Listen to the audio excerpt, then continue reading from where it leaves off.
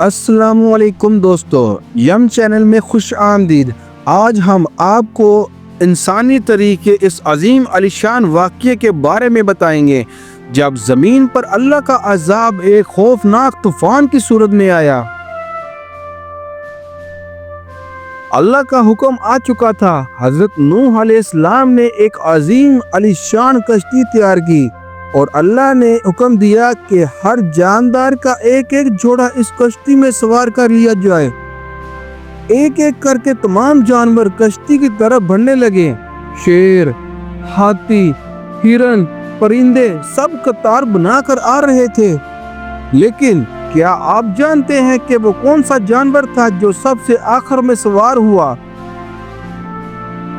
روایت میں آتا ہے کہ وہ جانور گدھا تھا، اور جب وہ کشتی میں داخل ہو رہا تھا تو شیطان نے اس کی دم پکڑ کر اسے روکنے کی کوشش کی۔